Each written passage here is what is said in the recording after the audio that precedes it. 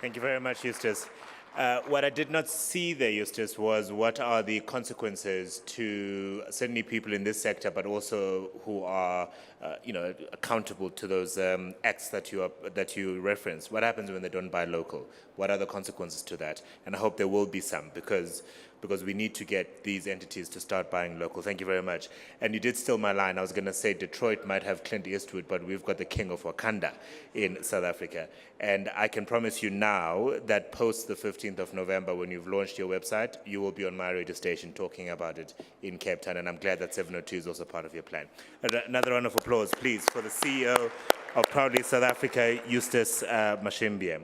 Now, Discovery Vitality is really just a program that has gone to reimagine the space of medical aid. So instead of just taking your money and paying your doctors and healthcare workers for every time you get sick, they actually give you rewards, as you know, for choosing the better choices. And Deon Kotze is the head of research and development at Discovery Health. He'll be talking about the achievements of Discovery Vitality and the lessons that we've learned from the Vitality program. Please welcome Deon Kotze. Thank you.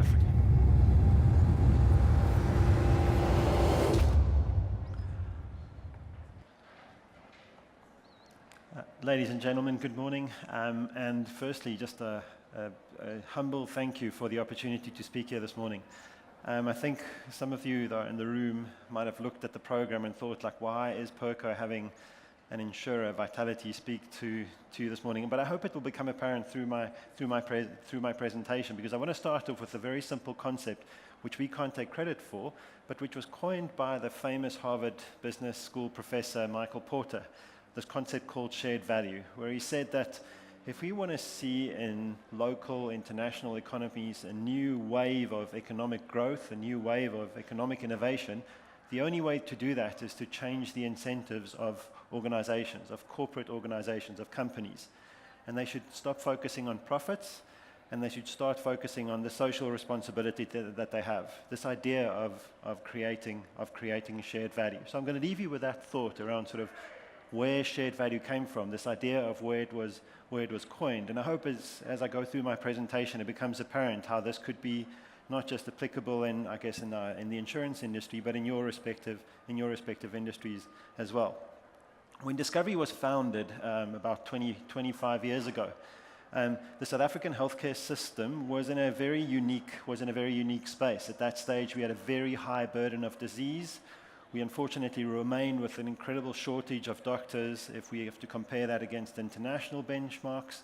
And we were at the cusp of a very egalitarian healthcare system, one in which insurers are not allowed to risk rate their clients, and we're not allowed to underwrite those clients. We have to accept them all and have to all charge them exactly the same premium. And for many insurers, that creates a very difficult position. And the normal insurance reaction, if you study traditional actuarial literature, is to simply increase the prices for everybody, to account for the fact that you're introducing more risk into the system through this shortage of doctors, increasing disease burden, and the fact that you can't risk rate your clients.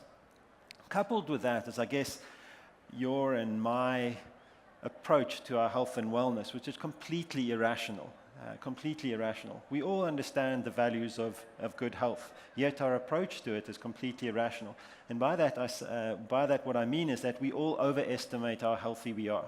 In fact, if we do a survey of our members, you would expect someone that has hypertension, high blood pressure, high cholesterol, and diabetes to be honest and say, I'm not in good health, and yet most of them will still say that they're in good health.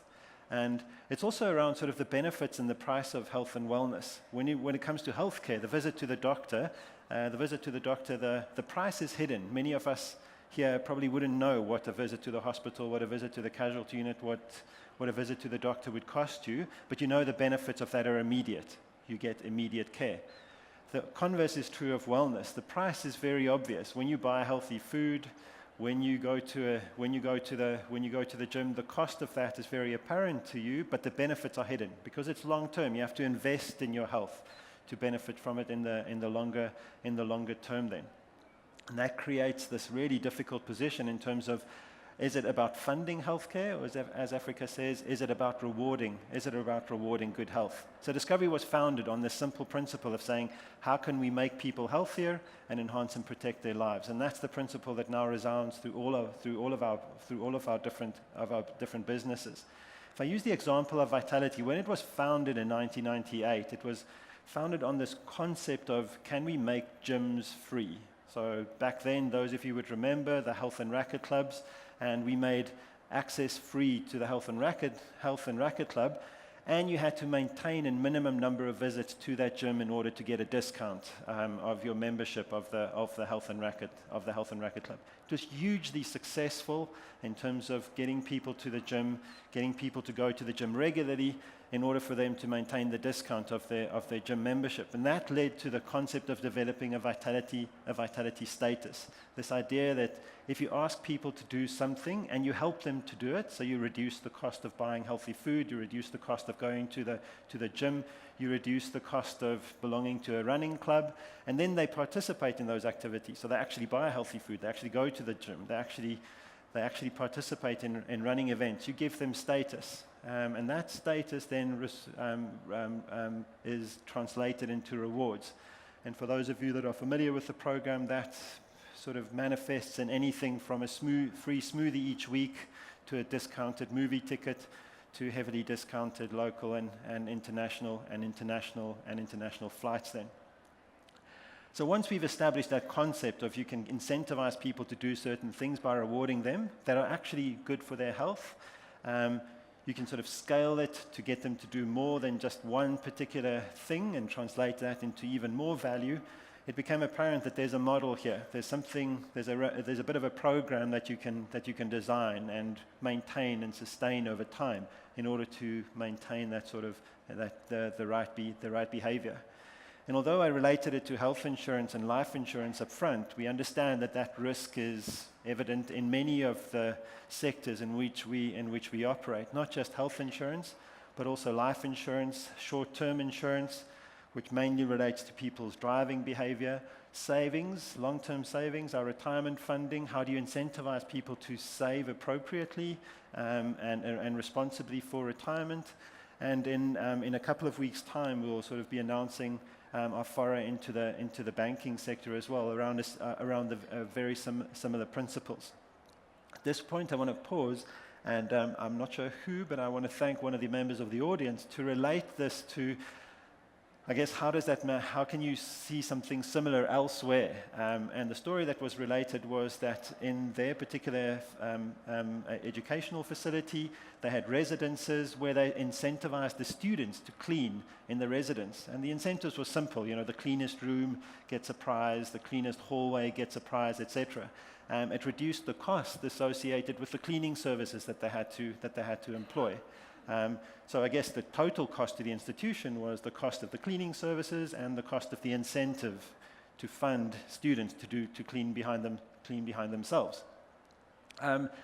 When budget cuts came, they cut the incentives to the students, and what happened? The cost of cleaning services went up, but it went up by more than what they spent on the incentives. So by taking away a simple incentive, the institution ended up spending more on cleaning services than they have in the past. Exactly the same principle that we have in Vitality today. And I guess today, in today's world, that social responsibility that I spoke about up front, that Michael Porter coined from a shared value perspective, the ubiquity of technology in all of our industries, and this nature of risk that is behavioral, the fact that you can change someone's behavior, gives us an opportunity to transform insurance. But that same principle should give you the opportunity, if applied correctly, in transforming your particular businesses. Let me just walk you through that shared value model, so it's clear in terms of how that is. And I hope it's clear, the steps are clear on the slide. But very simply, a client of Discovery will be engaging in their health and wellness. Those are the simple things, as I said, buying healthy food or going to the gym. Over time, that creates a behavior. So their behavior is now changed because they are regular gym goers and they're more focused on what they eat. As a result of that, they become healthier. their blood pressure drops, their blood glucose levels drops, which increases longevity. They eat healthier, so that improves the health outcomes, i.e. their visits to the doctors are less, their likely claims for heart attacks are less, and that means that we as an organization, the medical scheme that we administer, the life insurance business that we have, their actuarial profits increase. The surplus that generated, the difference between claims and contributions increases over time. That creates the funding then to fund these benefits. So we channel that back in terms of funding these incentives, the discounts on gym benefits, the discounted flights, the free smoothies, and that then rewards the members for their improvements. That retains the members that act healthy and that act in the right way, and it also attracts new people into the system, and that becomes a virtuous cycle, which is good for, I guess, the member, it's good for us as an insurer, but there's importantly also another element, and that's good for society. Employers benefit from a healthier workforce, so their productivity is improved. You reduce the burden on the state from a healthcare perspective, from an old age perspective. So all of those have a social good, a social benefit as well. So then, I'm an actuary, so I'd be wrong to come and present here today without a formula, so please indulge me for at least this one slide then. But let me just give you an example of sort of mathematically how this works, because if you understand the maths behind this, it actually starts to make quite a bit of sense, and that means that you've codified this concept of shared value, and you can now start designing different things around those different elements. So we think about it as the value per member, so the value that we return to a client, and you can break that down into different components. The first one is, how much of an incentive, what's the amount of incentive that you provide per member? And this is where, I guess, is where you have to understand sort of what are the rewards, like how much reward do you give per member? Then you have to figure out for every incentive, for every unit of incentive that I provide, so for every rand that I spend on these incentives, how much change in behavior does that generate? So how much more will people go to the gym? How much more healthy food will they buy? You have to sort of quantify what's the change in behavior. Once you've quantified the change in behavior, you can start to understand what's the impact of that. In the slide it's called the bent QX. Effectively, how does that reduce the risk? So for every unit increase in gym memberships, in healthy food, in healthy food purchasing, how much is the risk reduced for that particular member? And if we reduce that risk, how much does it reduce our reserving requirements as a business for the risk that we reserve, or by how much does it reduce the price that we have to charge for insurance? And then that equation, if you sort of cancel it out, that equates to the value that we create per member. I'm very briefly going to try and relate it back to the example that came from the audience in terms of those cleaning services. So you have to figure out per student, how much incentive do you have to give the student in order to change their behavior, to make sure that they pick up after themselves, that they sweep their own rooms, that they flush the toilet, like the things that you have to remind students to do. But I guess, how much of an incentive do you need to give that to them? That change in behavior that you get as a result of it, how do you relate that change of behavior back to in terms of how much it's actually going to cost you to clean after them? So how much do you reduce the cost of cleaning services, because you're now incentivizing the students to do it? And that reduction in cost of cleaning services, that if you quantify that gives you a sense of how much you have available to incentivize the student then. So I hope I've related it back in something that's a bit different from, I guess, in insurance then. Now, what's been, I guess, validation for the model in some ways is that it hasn't remained unique to Discovery. Others in South Africa are replicating that, but more importantly, we're seeing that this model resonates with insurers across the world. And it's not hard to find partners. In fact, in the US, in Canada, in Europe, in China, in Australia, we've managed to partner with the largest insurers, not insignificant insurers, but the largest insurers in their respective markets, who believe in the product and what the product can do for their particular businesses. So today, South Africa, Vitality operates outside of South Africa in 19 other countries. And on a daily basis, are adding about 200,000 members to the Vitality program. And I think without hubris, without arrogance, we can call it the world's largest behavioral insurance platform, simply because that model that we've created in South Africa is now replicable in other countries, and all of the data is flowing back and allows us to do quite a bit with that. If I talk about that data and what it does, let me use a simple example of healthy food.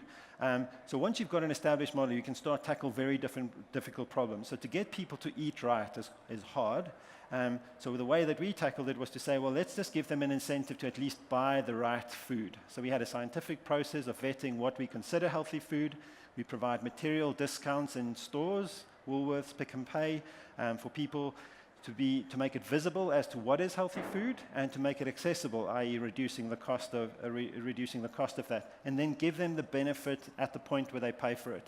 So those of you that shop at Pick and Pay or Woolworths might see that little tick next to some of the items that shows you this is a Vitality Healthy Food item, and if you're a Vitality Healthy Food client, you'll get a discount, you'll get a cashback on that particular item. The catalog now, in conjunction with Pick and Pay and Woolworths, covers more than 10,000 items. We fund 20 million healthy food baskets on an annual basis and pay out, in 2017, we pay out 274 million rand in healthy food cashbacks to clients that are making healthy choices at that till point. It's one example of, I guess, significant engagement across all the different aspects of the program. Exercise, healthy food, discounted flights. What that gives us is a very rich source of data. So again, I guess, and this is critical, and I'm pretty sure it was covered in detail in the conference here as well. But the importance of data in this whole process is so important. Understanding who the buyer is, understanding who the client is, understanding who you're procuring from. In our case, who are we insuring? What makes them engage? What doesn't make them engage? How do they respond to that? All of this information is critical and so important for us to develop that program going forward. It's also important that we validate the results. So I guess if I was standing up here and making statements around how we're making people healthier, you'd consider it marketing. But we have very esteemed colleagues independently, and organizations like the Sports Institute of South Africa, the RAND Corporation at Harvard Business School, WITS, UCT, that have done independent studies using our data that have vetted the impact of Vitality on the members of the program, reducing their probability of hospitalization, reducing the cost if they are hospitalized, and more importantly, reducing their mortality, just making people live longer. That informs us then to build more products because of that data. So now you've got a huge amount of data, and you can study that, and you can start making sort of inferences about things that may work. So a very simple example, we did a piece of work where we said, what is the trigger for someone to become healthier? So you've got a person on the medical scheme that's sedentary. So you don't see them doing any form of exercise. Their health is deteriorating every year when they go for their health check. And you're concerned about that person not doing anything. So have we found people in our data that used to be like that and all of a sudden are becoming healthier? And you find them. You find them in the data set, and then you start to look for what's the trigger, what's the thing that started doing that? And the biggest trigger, or the most effective trigger, is when people become active. People simply start walking, people start going to the gym, people start join a running club. Those are the triggers. As soon as someone starts exercising, they buy more healthy food, they're more likely to go for preventative screening, they're more likely to do our online assessments, they're more likely to engage with the program. And that simple insight allowed us to launch Vitality Active Rewards, which was the simple concept of saying that if I do a certain minimum number of physical activity this week, expressed as points, I'll give you a free coffee at the end of the week, or a free smoothie at the end of the week. And the engagement with that program is profound. It is like one of the major engagement sort of things that we've launched in recent years. And it's completely scalable. We've got more than 400,000 people in South Africa on Active Rewards, but internationally we've got more than 5 million people on Active Rewards. completely incentivized by the simple thing of here's a short-term goal, and I'll do whatever it takes to get that smoothie or that coffee at the end of the week then. And again, it's not just targeting, I guess, those that were active already, because you could make the argument to say, well, if a guy was going to the gym, he's just going to activate active rewards and get a free smoothie now for doing that. I think for us, importantly, both in South Africa, the UK, and the US, even people with high BMI, so in the table on the right at the bottom there, in the US, people with high BMI, 74% lift in physical activity after activating active rewards. That's remarkable for people that typically live a completely sedentary lifestyle. You see a very high lift in that.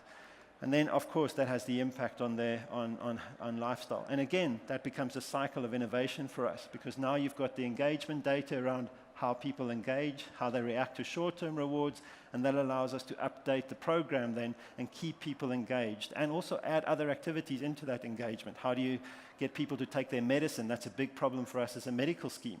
How do you make sure that people not only get their medicine but that they actually take it as well? And how do you use short-term rewards? How do you use this active reward structure, this chassis, to incentivize that kind of behavior? Knowing that the right behavior produces the surplus that funds the incentive for the person to go in to do that particular activity. Another area where we found this model works incredibly well is in motor insurance. Now here, if I have to ask people by a raise of hands to tell me do you think you are a good driver? 90% of you would put up your hand to say that I am a good driver. In fact, of the 81% of people that responded to the survey to say that they are good or excellent drivers, only a third of them actually are, as measured by their actual driving. So since the inception of Discovery Insure, for those of you that don't know the program, it's not just an insurance policy, but we track the way that you drive. Since the launch of that product, we've measured about 5.4 billion kilometers of driving data, including harsh acceleration, harsh cornering, and harsh braking. And you can quantify that into sort of the correlation with accidents then. And a third of people that say, well, I'm an excellent driver, actually are not at all.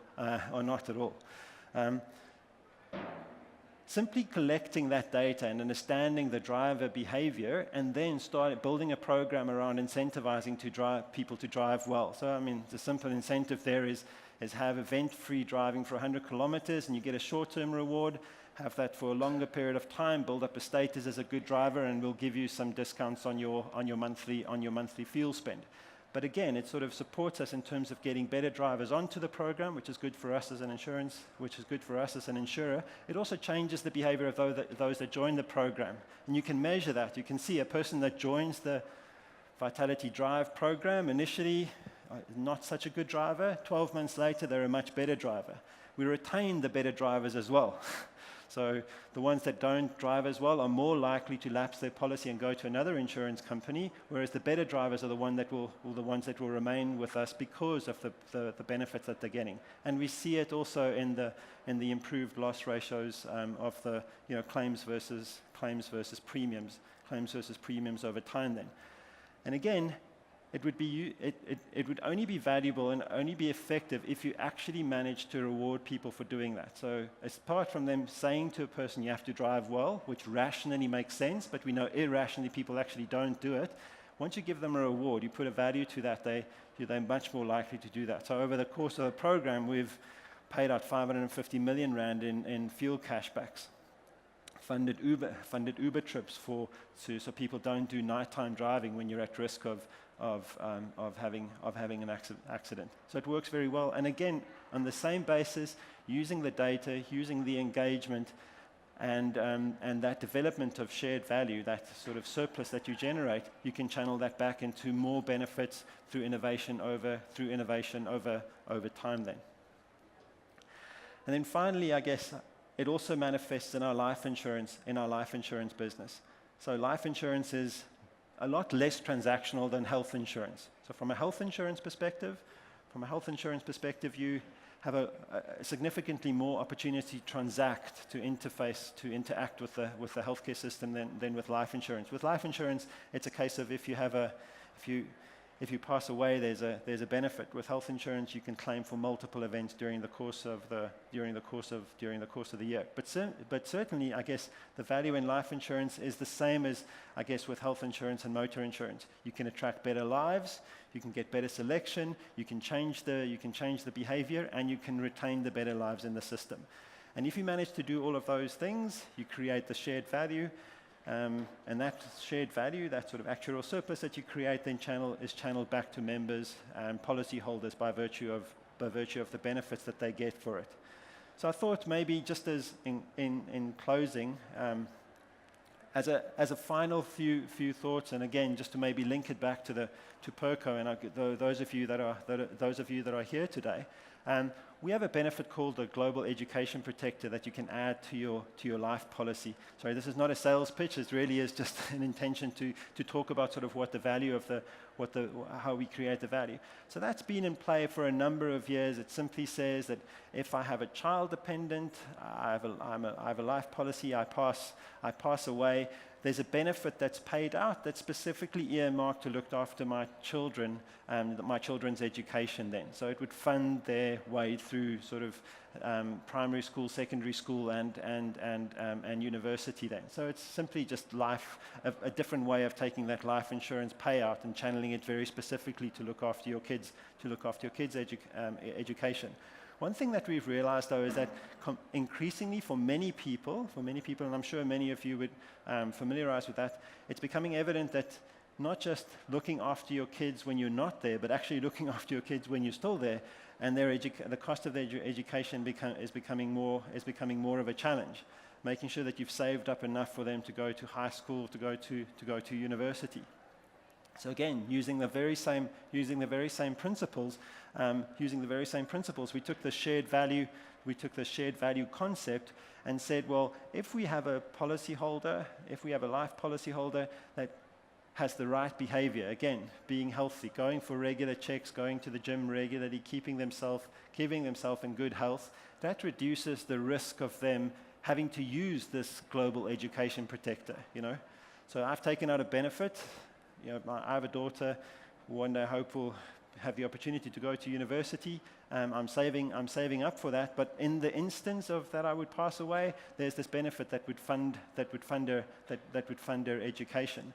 But because I'm incentivized by Vitality to stay in good health, the likelihood of me having, from a health perspective, having an event that would lead her to need that benefit is reduced. And because that is reduced, that value can then be channeled somewhere else. And that goes into what we call the tertiary education funder now. So as a member's Vitality status increases, part of that reduction in the reserves that we need to keep to fund their life benefits is then channeled into this tertiary education funder. And depending on when you take out the policy and what your Vitality status is that you've maintained over time, you'll get a payout when your child goes to university that can then put towards the cost of funding their way through university then. So again, just another example in life insurance about how incentivizing the right behavior, getting people to do the right things, creates this value that you can use to incentivize them to do the right things. So Africa, I've gone through it a bit faster than I was anticipating, and Africa and I were debating whether there's going to be time for some questions, but I think we might end up with some time for questions. But maybe just in closing, a simple few principles that I'll leave behind for you to think about, other than the example of the students and getting the students to clean after themselves. Some of the simple principles that we've learned over time about how you can apply shared value. The first one is that you have to rally behind a purpose. I was very impressed with the presentation from Proudly SA. And I guess what impresses me is that their purpose is so well and clearly defined. And I guess for any person that works for Proudly SA, it would be very simple in terms of what they want to do. They want to make They want to make people proudly South African in terms of what they're buying. For us, our purpose is clear, and you can ask any employee at Discovery what the purpose is, and that is to make people healthier and enhance and protect their lives. And people rally behind that purpose. It's something noble. It's something that people can believe in. That defining that purpose for yourself, for your employees, for your team, makes it very easy for them to rally behind what it is that you want to achieve. Second one is around codifying what it is that you're doing into this, into a data, what we call a data-driven equation. That's the equation that you had to indulge me with earlier around sort of how can you quantify that value. But once you understand all the data points that you deal with on a day-to-day basis, data that you create, data that you receive, and it's clear how that data relates to the outcomes that you and your team have to drive.